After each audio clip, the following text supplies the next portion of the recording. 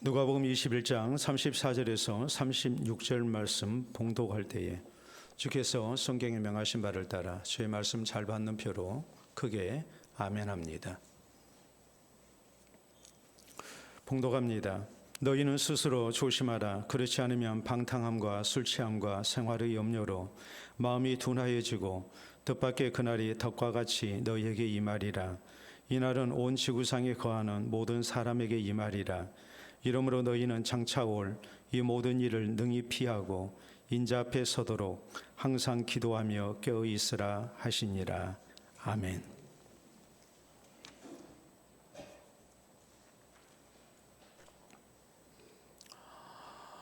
트리키에, 그러니까 옛날 국명은 터키입니다. 여기에 사진작가 우그루 이키즐러라는 분이 있습니다. 이 사람이 번개가 치는 하늘의 모습을 촬영해서 얼마 전 언론에 공개를 했고, 이 사진은 사람들의 큰 관심을 불러일으켰습니다. 이 사진은 트리키예의 북서부 해안 도시인 무다냐에서 촬영이 됐습니다. 2023년 6월 16일 밤 11시부터 약 50분간 촬영이 됐던 사진입니다. 당시 50분 동안 100번이 넘게 번개가 쳤습니다.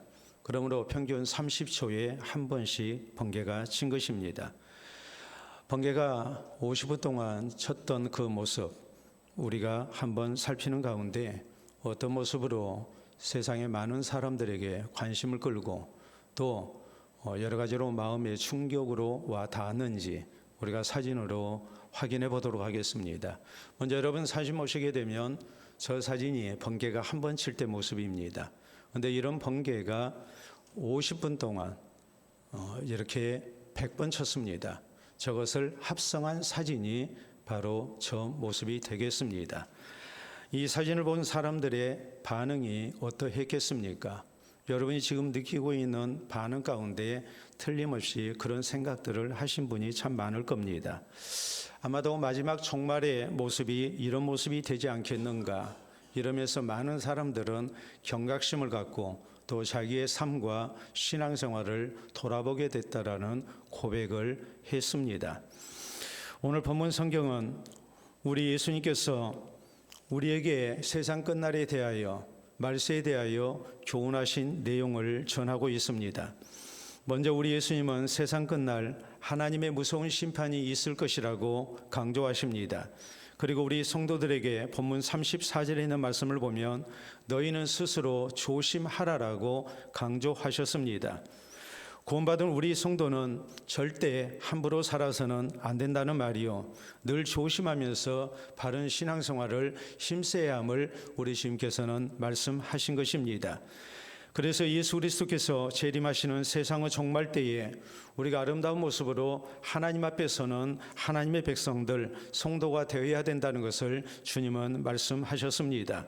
다시 말해서 우리가 영적인 경각심을 가지고 세상을 살아야 되겠고 또 신앙생활을 바로 해야 된다는 것을 주님께서는 교훈을 하신 것입니다. 그러므로 사랑하는 성도 여러분, 우리 모두 본문 성경을 통해서 우리가 스스로 조심하기 위해서 어떤 신앙 자세가 있어야 하는지 살펴봐야 됩니다. 그래서 우리 모두 바른 신앙생활을 힘쓰는 가운데 장차 하나님 앞에 부끄럽지 않은 모습으로 서는 성도가 마땅히 되어야 될 것입니다. 그러면 우리 성도는 어떤 신앙 자세로 스스로 조심해야 합니까? 우리는 첫째로 마지막 하나님의 심판의 날이 분명히 있다는 사실을 믿고 스스로 조심해야 합니다. 34절에 보면 예수님 말씀하십니다. 너희는 스스로 조심하라. 그렇지 않으면 방탕함과 술 취함과 생활의 염려로 마음이 둔하여지고 뜻밖의 그날이 덕과 같이 너희에게 임하리라라고 말씀하십니다. 뜻밖의 그날이 덕과 같이 너희에게 임하리라. 그 날은 어떤 날을 얘기할까요? 우리가 크게 두 가지로 생각할 수 있습니다. 먼저는 그 날은 다름이 아니라 예수 그리스도의 재림의 날을 말합니다. 예수님의 재림과 함께 이 온 세상에 임하게 될 마지막 날을 말합니다. 이것을 우주적 종말의 날이라고 말을 합니다. 우리 하나님께서 창조하신 이 세상이 마지막을 맞이하는, 그리고 새로운 창조 단계로 들어서는 그 마지막 날을 우리 주님께서는 이 종말의 날, 예수 그리스도의 재림의 날 있게 될 사건으로 우리 주님은 말씀을 하셨습니다. 그런가 하면 그 날은 다른 날이 아니라 개인적 종말의 날을 얘기합니다. 우리 가운데 어느 한 사람 예외 없이 모두가 다 어느 날 세상을 떠나게 될 것입니다. 죽음을 맞이하게 될 겁니다. 그렇기 때문에 그날 우리가 하나님 앞에 서게 될 때인데, 그날을 생각하면서 우리에게 살아야 됨을 우리 주님께서는 강조하신 것입니다. 그렇기 때문에 주님이 하신 말씀, 뜻밖의 그날이 덕과 같이 너희에게 임하리라라고 말씀하셨는데, 덕과 같이 임한다는 이 말씀이 우리에게 마땅히 경각심을 갖게 합니다. 덫이 무엇입니까? 사냥꾼이 짐승을 잡기 위해 신은 올가미를 얘기합니다. 짐승이 모르고 방심하고 지나가다가 거기 걸려 잡힐 수밖에 없습니다. 그러므로 우리 예수님께서 뜻밖의 그날이 덕과 같이 너희에게 임하리라라고 하신 이 말씀의 의미는 다름이 아닙니다. 분명히 예수 그리스도의 재림의 날이 있다는 말이요, 하나님의 심판의 날이 있다는 말이요, 우리가 세상을 살면서 자연적 수명이 다하게 될 때에 맞이하게 되는 그날이 우리에게 분명히 있다는 사실을 우리가 한순간도 잊어서는 안 됨을 우리 주님께서는 말씀을 하신 것입니다. 그러므로 우리가 절대 방심해서는 안 됩니다. 스스로 조심하는 가운데, 잘 준비하는 가운데 이 날을 대비하라고 우리 주님께서는 강조를 하신 것입니다. 더구나 35절에 주님은 이렇게 말씀하십니다. 이날은 온 지구상에 거하는 모든 사람에게 임하리라. 이 하나님의 무서운 심판의 날, 그리고 우리의 개인적 종말의 날은 모든 사람에게 임한다는 말이요, 어느 한 사람도 예일 수가 없다는 말입니다. 우리가 세상을 살아가면서 어떤 사람은 굳은 일을 피할 수 있고 또 재앙을 피하면서 사는 사람들이 있습니다. 그냥 그 인생이 순탄하게 진행이 되는 사람이 있습니다. 그러나 하나님의 심판의 날은, 그리고 개인적 종말의 날은 이 세상 누구도 피할 수가 없습니다. 그러므로 이 사실을 우리가 잊어서는 안 된다는 말이요, 스스로 조심하는 가운데 그날을 위해서 바른 신앙생활을 힘써야 됨을 우리 주님께서는 강조하신 것입니다. 우리가 성경을 보면 하나님의 심판의 날에 대한 예표적 사건이 두 개가 나옵니다. 먼저는 우리가 잘 아는 노아 홍수 심판의 날입니다. 노아 홍수 심판의 날, 온 세상이 홍수로 인해서 모든 생명이 있는 것들이 멸망을 당하는 무서운 심판이 예표적으로 우리에게 주어졌습니다. 그 심판에 대해서 우리가 성경을 보면 노아는 하나님의 심판에 대해서 경고를 받고 120년 동안 홍수 심판을 피할 수 있는 방주를 만들었습니다. 거대한 배를 만든 겁니다. 그리고 성경을 보면 노아는 방주만 만들지 않았습니다. 사람들에게 오직 의를 전파했다라고 성경은 말씀합니다. 그러므로 노아는 열심으로 사람들에게 홍수 심판에 대해서 경고했고, 이 홍수 심판 속에서 우리가 구원받기 위해서는 하나님이 만들라 하신, 자신이 만들고 있는 방주로 피신해야 된다는 것을 강조했습니다. 그러나 어느 한 사람도 이 경고를 귀담아 듣지 아니했고, 결국 그날은 닥치고 말았고, 모두가 다 구원받을 수 있음에도 불구하고 멸망받고 말았음을 성경은 우리에게 엄중하게 경고하십니다. 또 하나 심판에 대한 예표가 나옵니다. 바로 죄악이 가득했던 소돔과 고모라 성에 대한 멸망 사건입니다. 죄악으로 가득한 세상을 하나님께서 심판하십니다. 그때 하나님께서는 두 천사를 시켜서 소돔 성에 살고 있는 하나님의 백성된 롯을 구원해내십니다. 그 가족을 구원하십니다. 그때 하나님은 롯에게 말했습니다. 내게 속한 자들을 성 밖으로 다 이끌어내라. 이 성에서 피난 가라고 롯에게 당부합니다. 롯이 자기의 두 딸과 정혼했던, 약혼했던 사위를 밤중에 찾아갑니다. 이 사위들에게 얘기합니다. 오늘 밤 우리가 빨리 피난을 가야 된다고, 이 성을 떠나야 된다고, 하나님께서 이 성을 불로 심판하신다 했다고 외쳤지만, 두 사위는 이 장인이 하는 얘기를 농담으로 알아들었다고 했습니다. 그리고 저희는 대비하지 않았습니다. 피난 가지 아니했습니다. 그런 일은 없을 거라고 생각했습니다. 그리고 결국 소돔성 멸망할 때에 함께 불로 인해서 심판받았다고 성경은 말씀합니다. 우리 하나님의 심판의 날이 분명히 우리에게 예고됐음에도 불구하고 이 경고를 우리가 무시하고 거기에 대한 바로 된 대비가 없게 될 때에 우리가 얼마나 불행한 처지가 되고 말 것인가를 성경은 분명하게 예표적 사건을 통해서 우리에게 경고하고 있는 것입니다. 이 역사적 사실을 통해서 우리 성도들이 깨달아야 할 일이 무엇이겠습니까? 하나님의 심판의 날이 분명히 있다는 사실이죠. 그러므로 우리가 영적인 경각심을 가지고 스스로 조심해야 되고 바른 신앙생활을 힘쓰는 가운데 그날을 기다리는 하나님의 백성이 되어야 된다는 것, 이것이 마땅한 일이지 않겠습니까? 17세기 말까지 수천 년 동안 유럽인들은 모든 백조는 희다고만 생각했습니다. 그러므로 백조입니다. 우리나라 말로는 곤이라고 얘기를 하죠. 흰 백자에 새 조자입니다. 백조를 가리켜서 바로 모두가 다 백조는 다 희다고만 생각했습니다. 그런데 18세기 말 오스트레일리아 남부에서 지금까지 보지 못한 백조가 발견이 됐습니다. 그리고 이 백조를 본 사람들은 지금까지 생각했던 모든 것이 한순간에 무너지는 충격적인 그런 경험을 하게 됩니다. 우리가 사진을 보도록 하겠습니다. 여러분 사진을 보시게 되면 저게 백조의 모습입니다. 일반적 백조의 모습입니다. 수천 년 동안 백조는 저렇게 생겼다고 모두가 믿고 살았습니다. 그런데 18세기 말에 호주에서, 오스트레일리아에서 바로 이런 새가 발견이 됐습니다. 다음 사진 보시게 되면 검은 백조입니다. 블랙 스완입니다. 지금까지 생각했던 모든 상식과 통념이 깨지는 엄청난 충격이 사람들을 놀라게 했습니다. 그리고 여기에서 나온 유명한 용어가 있습니다. 바로 블랙 스완입니다. 검은 백조입니다. 블랙 스완은 다른 것이 아니라 절대로 일어나지 않을 것이라고 생각했던 일이 실제로 일어나게 됐을 때에 우리는 블랙 스완이라고 말을 합니다. 과거의 경험으로 판단할 때에 지금까지 한 번도 일어나지 않았습니다.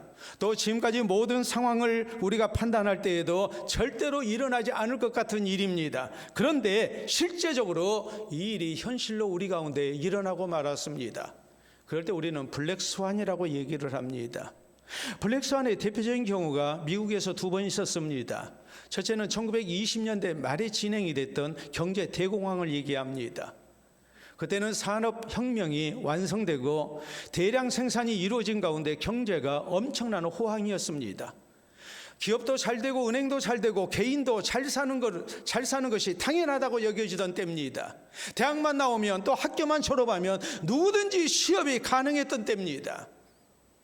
세상은 그렇게 흘러갈 줄 알았습니다. 근데 어느 날 갑자기 주가가 폭락하기 시작했고 은행과 기업이 파산당했습니다. 금융위기가 찾아왔습니다. 대량 실업 사태가 일어났고 많은 사람들이 스스로 목숨을 끊는 도저히 생각하지 못했던 엄청난 사건이 전 미국을 흔들었고 전 세계를 흔들고 말았습니다. 이걸 블랙스완이라고 말을 합니다. 또 하나의 블랙스완은 우리가 잘 아는 9.11 테러 사건을 얘기합니다. 세계 최강대국인 미국은 지금까지 본토를 공격당한 일이 한 번도 없었습니다. 그런데 미국의 심장인 뉴욕에 이슬람 테러 단체가 비행기를 납치해서 충돌한 가운데 100층이 넘는 쌍둥이 건물이 세계 무역센터 이 두 동의 건물이 순식간에 무너지고 말았습니다. 그리고 수천 명이 죽고 말았습니다. 이것이 블랙스완의 아주 대표적인 경우입니다. 이 블랙스완과 더불어서 우리가 자주로 듣는 말이 있습니다. 바로 안전 불감증입니다. 설마 사고가 나겠는가? 대충 합니다. 철저히 하지 않습니다. 점검이라도 철저히 해야 되는데 그렇게 하지를 않습니다. 그러다가 큰 사고를 당하고 말죠. 조금만 조심했더라면 미연에 방지할 수 있는 사건입니다. 그러나 이것을 소홀히 했습니다. 그러다가 이런 엄청난 사고를 만나고 만 겁니다. 그래서 우리말에 우리가 잘 아는 말이 있습니다. 무슨 말일까요? 설마가 사람 잡는다라는 말입니다. 사랑하는 성도 여러분, 우리 성도에게 이런 모습이 있어서는 안 됩니다. 성경은 히브리서 9장 27절에 분명하게 우리에게 경고하십니다. 한 번 죽는 것은 정한 이치요, 그 후에는 심판이 있으리니라고 말씀하십니다. 우리 모두에게 개인적 종말이 있습니다. 또 예수 그리스도의 재림을 통한 우주적 종말이 성경은 분명히 있다고 말씀하십니다. 우리 예수님께서는 누가복음 12장 40절에 말씀하십니다. 그러므로 너희도 준비하고 있으라. 생각하지 않을 때에 인자가 오리라라고 말씀하셨습니다. 그러므로 우리 성도는 나의 개인적 종말을 생각하며 살아야 됩니다. 또 예수 그리스도의 재림의 날을 우리가 기억하며 살아야 됩니다. 우리 모두 하나님의 마지막 심판의 날이 있다는 것을 절대로 잊어서는 안 됩니다. 그리고 그 날이 점점 다가오고 있다는 사실을 우리가 기억해야 됩니다. 내가 하나님 앞에 서야 할 날이 다가오고 있다는 이 분명한 사실을 우리가 생각하면서 이 영적인 경각심을 가지고 스스로 조심하는 가운데 바른 신앙생활을 힘쓰는 우리 모두가 될 수 있기를 바랍니다. 두 번째로 우리 성도는 세속에 물들지 않도록 스스로 조심해야 합니다. 34절에 예수님 말씀하십니다. 너희는 스스로 조심하라. 그렇지 않으면 방탕함과 술취함과 생활의 염려로 마음이 둔하여지고 뜻밖의 그날이 덕과 같이 너희에게 임하리라라고 하셨습니다. 여기 방탕함이랄지 술취함은 세상의 즐거움과 향락에 빠져서 사는 모습을 말합니다. 생활의 염려는 뭐겠습니까? 육신을 입고 있는 우리가 육신 생활에 치중한 나머지 영적인 일에 소홀한 모습을 말합니다. 그러므로 방탕함과 술취함과 생활의 염려는 필연적으로 우리의 마음이 둔해지게 합니다. 방탕함과 술취함에 빠지게 될 때, 또 지나친 생활의 염려 속에 우리가 빠지게 될 때에 우리는 영적인 안일과 나태와 무관심에 빠질 수밖에 없습니다. 자연히 바른 신앙생활은 불가능하게 되죠. 그리고 그날이 덕과 같이 임할 수밖에 없습니다. 특히 우리 예수님은 같은 교훈을 전하고 있는 마태복음 24장 37절로 39절의 이 대목을 이렇게 설명하셨습니다. 노아 이때와 같이 인자의 임함도 그러하리라. 홍수전에 노아가 방주에 들어가던 날까지 사람들이 먹고 마시고 장가들고 시집가고 있으면서 홍수가 나서 그들을 다 멸하기까지 깨닫지 못하였으니 인자의 임함도 이와 같으리라라고 말씀하셨습니다. 사실 먹고 마시고 장가들고 시집가고 하는 일, 이건 우리가 세상을 살면서 너무나도 일상적인 삶의 모습입니다. 먹고 마시는 일, 우리에게 당연한 일이죠. 우리 육신의 본능입니다. 생존 본능입니다. 시집가고 장가가는 일, 이것도 우리 모두에게 본능적인 일입니다. 어느 하나 우리가 소홀히 할 수 없습니다. 그런데 우리 주님께서 이런 말씀을 통해서 우리에게 경고하신 것이 무엇입니까? 우리에게 너무나도 당연한 일상적인 육신 생활 때문에 우리의 신앙생활이 잘못돼서는 안 된다고 경고하신 것입니다. 너무나도 일상적인 일이기 때문에 이 일상적인 일에 우리가 너무 치중하면, 우리의 육신적인 것에 너무 치중하다 보면 우리의 영적인 것에 대하여 우리가 소홀할 수밖에 없다는 것을 우리 주님께서는 경고하셨고, 이로 인해서 우리의 신앙생활이 잘못돼서 우리가 부끄러운 모습으로 하나님 앞에 서는 일이 있어서는 안 된다고 우리 주님은 말씀하신 것입니다. 그렇기 때문에 신앙교훈은 이렇게 말합니다. 마귀가 사람들을 미혹할 때에는 술과 염려를 보낸다고 했습니다. 세상 즐거움과 쾌락을 통해서 우리의 신앙생활이 잘못되게 되고, 또 생활의 염려 때문에 우리가 하나님을 떠나게 됩니다. 영적인 일에 소홀해지고 무관심하게 된다는 것을 강조하고 있습니다. 믿음의 조상인 아브라함의 조카 롯에 대해서 우리는 잘 압니다. 그는 하나님의 약속을 큰아버지 아브라함과 함께 믿고 고향을 떠났습니다. 그리고 하나님 의지하고 사는 가운데 그는 많은 재산을 모았습니다. 그런데 돈을 더 많이 벌고 싶었습니다. 그래서 결국 큰아버지 아브라함과 서로 헤어지게 됩니다. 그가 선택했던 땅은 기름진 땅이었습니다. 그 성은 소돔성이었습니다. 소돔성은 죄악의 도성이었습니다. 그리 가서 결국 롯은 신앙도 잃고 그의 모든 재산도 잃고 가정도 잃고 맙니다. 왜냐하면 소돔성이 하나님의 심판으로 멸망을 당했기 때문입니다. 롯의 경우를 통해서 우리에게 주신 교훈이 뭐겠습니까?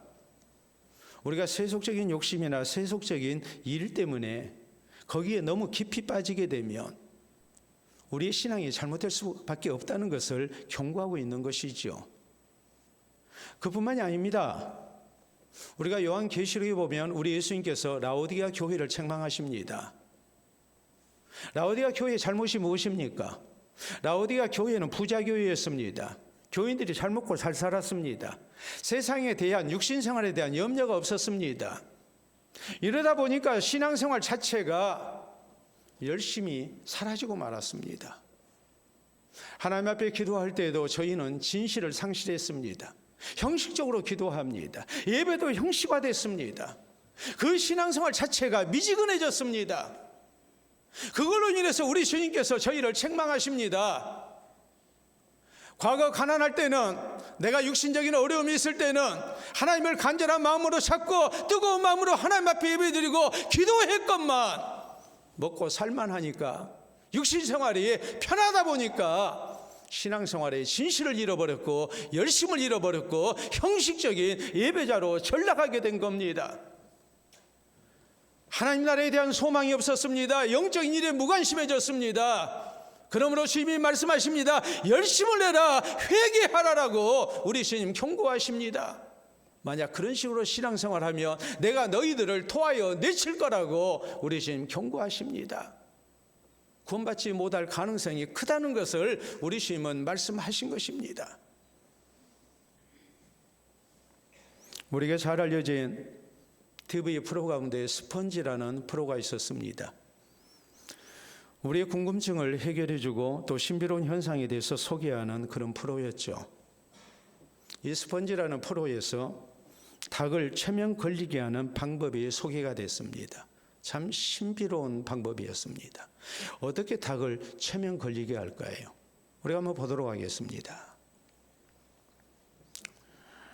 이리저리 도망다니는 닭을 잡았습니다. 그래서 닭을 잡고 그 앞에 분필로 금을 하나 그었습니다. 다음 사진을 보시게 되면, 그리고 닭을 놔줬음에도 불구하고 닭은 꼼짝도 하지 않습니다. 참 신비로운 일이죠. 어떻게 저렇게 가능할까요? 그것은 닭의 생리적 현상 때문에 그렇습니다. 닭은 눈앞에 갑자기 보지 못한 이상한 것이 나타나게 되면 거기에 몰입하는 가운데 온몸에 경직 현상이 나타납니다. 그래서 도망도 가지 않고 굳어버리는 겁니다. 우리가 어떤 일에 대해서 몰입하게 되면 우리의 관심이나 우리의 모든 신체적인 반응은 그쪽으로 쏠리게 된다는 것을 얘기하고 있는 거예요. 그 정도의 차이가 있을 뿐이지, 우리가 주변에서 벌어진 일에 대해서 무심하게 살 수가 없어요. 우리가 세상의 여러 가지 일에 대해서 지나친 관심을 쏟게 되고 거기에 많은 에너지를 소비하게 되면 결국 우리는 영적인 에너지가 줄어들 수밖에 없고 거기에 대한 관심이 없어질 수밖에 없습니다. 그렇기 때문에 우리에게도 혹시라도 모를 이런 세속적인 일에 대한 지나친 관심이라는 것은 우리의 신앙을 병들게 할 수 있는 중요한 요인이 된다는 것을 우리가 기억을 하고 세속화되지 않도록 우리가 조심을 해야 된다는 사실이에요. 사랑하는 성도 여러분, 유대인들의 신앙격언에 이런 말이 있습니다. 가죽 공장에 들어가면 가죽으로 만든 물건을 사지 아니해도 몸에서는 가죽 냄새가 난다라고 했습니다. 사람은 환경 영향을 받게 돼 있다는 말이죠. 우리가 세상 속에 살면서 세상에 영향을 받게 되어 있습니다. 그렇기 때문에 우리는 될수록 좋지 않은 환경을 피하는 지혜가 있어야 됩니다. 세속에 물들지 않도록 우리가 조심하고 또 조심해야 됩니다. 그래야 우리가 하나님 앞에 바르게 살아갈 수가 있어요. 그러면 우리 성도도 이 세상을 살면서 세속에 물들지 않도록 조심해야 됩니다.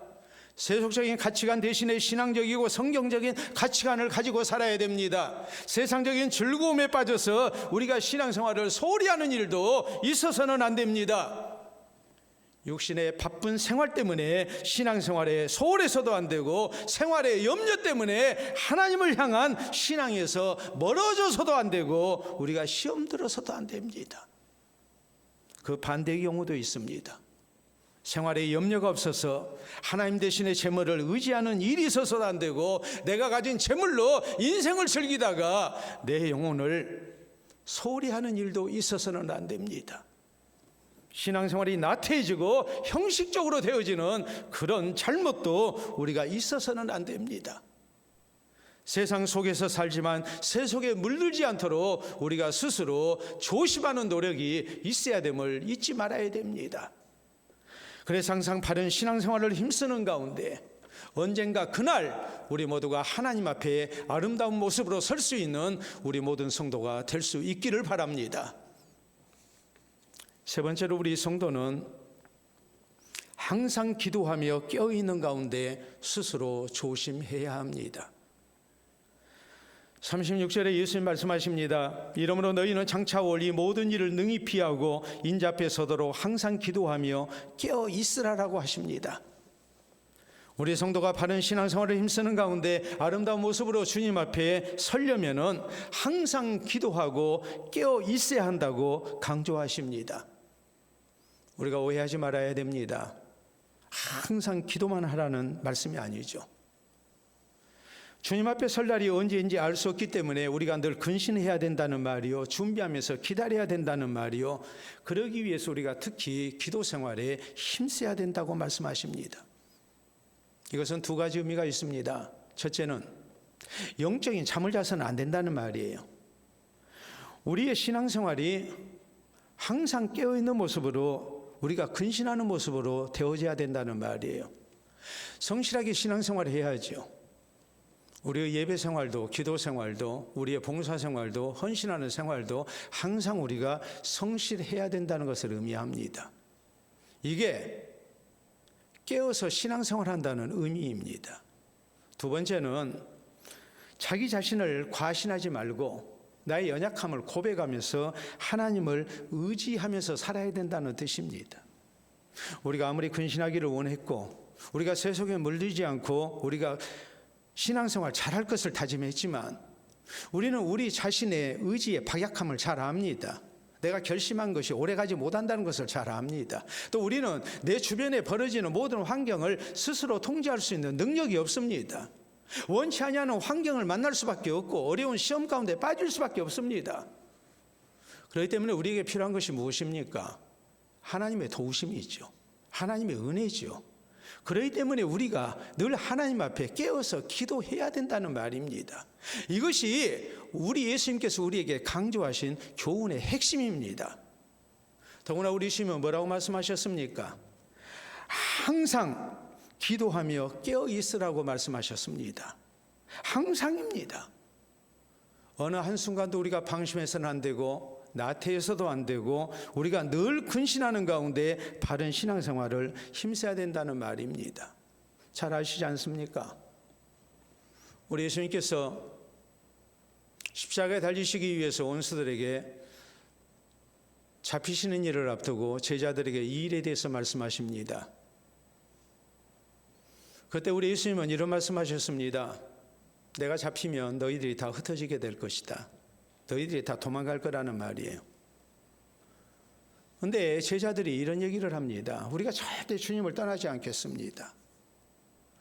더구나 베드로는 뭐라고 얘기합니까? 다 주를 버릴지라도 나는 주를 버리지 않겠습니다.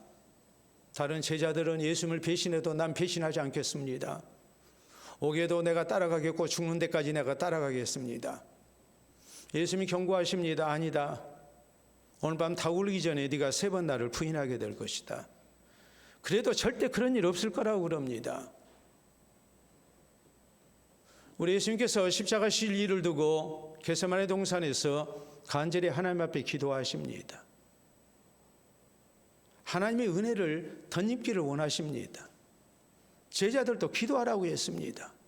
그런데 졸면서 잡니다. 예수님이 저희를 깨우십니다. 그리고 저희에게 당부하신 말씀은 마음은 온유로되 육신이 약하도다 말씀하시고 시험에 들지 않게 깨어있어 기도하라고 하셨습니다. 그런데 안 하죠. 다 졸고 자죠. 그 결과가 무엇입니까? 예수님 잡히실 때 모두가 다 도망갔던 일, 더구나 베드로는 예수님의 경고가 있었음에도 불구하고 3번이나 예수님을 부인했던 일, 우리가 잘 알지 않습니까? 이 모습이 누구의 모습일까요? 오늘 우리의 모습 아니겠습니까? 그렇기 때문에 베드로전서 5장 8절에 베드로가 교회를 향해서, 우리를 향해서 경고하는 말씀은 이것입니다. 근신하라, 깨어라. 너희 대적 마귀가 우는 사자같이 두루다니며 삼킬 자를 찾고 있다라고 경고하고 있지 않습니까? 우리의 약함을 생각하면서 또 우리 주변에서 벌어지는 여러 가지 신앙생활 잘할 수 없는 환경 속에서 우리에게 필요한 것은 깨어서 기도하며 하나님의 은혜를 구하는 일이라는 것을 성경은 우리에게 분명하게 말씀하십니다. 더구나 고린도전서 10장에 보면 사도 바울은 애굽에서 노예 상태에서 해방됐던 이스라엘 백성들이 40년 광야 생활하면서 저희가 하나님 앞에 불신한 가운데 범죄하고 결국 멸망당한 가운데 약속하신 가나안 땅 들어가지 못한 사건을 언급합니다. 그리고 우리에게 이런 일이 있어서는 안 된다고 경고합니다. 그때 했던 말씀이 무엇입니까? 고린도전서 10장 11절로 12절에 있는 말씀을 보면 그들에게 일어난 이런 일은 본보기가 되고 또한 말세를 만난 우리를 깨우치기 위하여 기록되었느니라. 그런즉 선줄로 생각하는 자는 넘어질까 조심하라라고 말씀하십니다. 애굽에서 나왔던 백성들이 다 약속하신 가나안 땅 들어가지 못했던 것처럼 오늘 우리가 교회를 다닌다 할지라도 우리가 불러내심을 받았다 할지라도 우리 모두가 자동으로 천국에 들어가는 것이 아니라는 것을 우리가 잊어서는 안 된다는 말입니다. 우리의 신앙생활이 하나님 앞에 바르게 되어지지 아니하면 우리도 언제든지 실족할 수밖에 없고 구원의 대열에서 이탈할 수밖에 없다는 것을, 낙오될 수밖에 없다는 것을 우리가 잊어서는 안 된다고 성경은 경고하고 있는 것입니다. 실제 역사 가운데 있었던 일입니다. 그리스에 알케아스 왕이 있었는데 이 사람이 어느 날 저녁 귀족과 장군들을 초청해서 큰 파티를 열었습니다. 이제 막 파티가 시작됐습니다. 무희들이 춤을 추고 노래가 펼쳐지고 있습니다. 이때 급하게 왕에게 한 통의 편지가 배달됐습니다. 알케아스 왕은 이 편지를 받고서 오늘은 먹고 마시며 즐기자, 이 편지는 내가 내일 아침에 보겠다고 했습니다. 잠시 후에 무희 가운데 한 사람이 술 취한 왕에게 접근해서 왕을 칼로 살해하고 말았습니다. 그 편지의 내용은 나중에 확인해 봤을 때 한 신하가 경고하기를 무희 중에 암살자가 있으니 왕께서는 조심하라는 내용이었습니다. 분명한 경고가 있음에도 불구하고 그것을 소홀히 듣고 뒤로 미루다가 이런 엄청난 불행을 당한 겁니다. 사랑하는 성도 여러분, 위대한 종교개혁자인 칼뱅은 이런 말을 합니다. 버림받은 사람, 구원받지 못할 사람은 분명한 특징이 하나 있다. 그것은 자꾸 신앙생활 잘하는 것을 하루하루 뒤로 미룬다라고 했습니다. 내가 하나님 앞에 설 날이 다가오고 있음에도 불구하고 예수 그리스도의 재림의 날이 하루하루 다가오고 있음에도 불구하고 자꾸 뒤로 미루는 겁니다. 내년부터 잘하겠다고, 다음부터 잘하겠다고. 내가 못하겠다는 말이 아닙니다. 내 진심은 잘할 생각으로 충만합니다. 천국이 있음도 믿고 우리 하나님의 무서운 진노와 심판도, 지옥도 우리는 믿습니다. 그리고 신앙생활 잘해야 된다는 것도 분명히 압니다. 하나님의 말씀을 듣고 결심도 합니다. 그런데 자꾸 뒤로 미루는 겁니다. 이런 사람은 종국적으로 구원받지 못할 가능성이 크다라고 경고합니다. 우리가 정말로 구원받는 성도가 되기를 원한다면 항상 기도하며 깨어 있어야 바른 신앙생활을 할 수 있다는 사실을 우리는 명심해야 됩니다. 그러면 우리는 항상 기도하며 깨어 있어야 됩니다. 성실하게 신앙생활을 해야 됩니다. 우리의 신앙생활의 모습이 항상 한결같은 모습으로, 변함없는 모습으로 주님을 향해 나아가는 성도가 돼야 됩니다. 그리고 우리의 부족이 있다는 것을 우리는 스스로 다시 한번 시인하고 우리 하나님의 은혜를 겸손히 기도로 구해야 됩니다. 그래서 스스로 조심하는 가운데 하나님의 도우심을 힘입어서 바른 신앙생활을 힘쓰고 장차 하나님 앞에 구원받는 성도로 설 수 있는 우리 모두가 될 수 있기를 바랍니다. 초대교회 성도들은 서로 만나 인사할 때 또 헤어질 때에 마라나타라고 인사했습니다. 주여 오시옵소서, 주님이 곧 오십니다라는 인사말 우리가 잘 압니다. 그렇기 때문에 교회에 전해지는 신앙격언은 이렇게 말합니다. 내 성전에 그리스도가 오신다고 생각하고 신앙생활해야 된다. 나 죽고 난 다음에 예수님 오시는 것도 아니고 분명히 나 살아있을 때 예수님 오신다. 이렇게 믿고 우리가 잘 준비하고 기다려야 된다고 강조합니다. 무서운 박해 속에서도 이 신앙 고백 가운데 서로를 이루었고 격려했고 바른 신앙생활을 힘쓰면서 주님을 기다렸습니다. 그리고 내 인생의 마지막을 기다리면서 하루하루를 바른 신앙생활 가운데 힘쓰며 살았습니다. 그러므로 사랑하는 성도 여러분, 우리 모두에게도 이 신앙 자세가 필요합니다. 우리 모두 스스로 조심하면서 바른 신앙생활을 힘써야 됩니다. 마지막 하나님의 심판의 날이 있다는 사실을 우리가 절대로 잊어서는 안 됩니다. 그리고 우리 모두 세속에 물들지 않도록 조심해야 하고, 그리고 항상 기도하며 깨어있어 신앙생활하는 모습이 우리에게 있어야 합니다. 그래서 바른 신앙생활을 힘쓰는 가운데 아름다운 모습으로 우리 주님 앞에 서고 또 천국에 넉넉히 들어가는 우리 모든 성도 되시기를 우리 주님의 이름으로 축원합니다. 우리 함께 기도합니다. 오늘 하나님이 나를 부르신다면 나는 어떻게 될 것 같습니까? 오늘 주님이 오신다면 나에게 후회는 없겠습니까? 신앙생활에 있어서 안일과 나태보다는 우리에게 진실함이 있어야 되겠고 순수함이 있어야 되겠고 절박함이 있어야 하지 않겠습니까?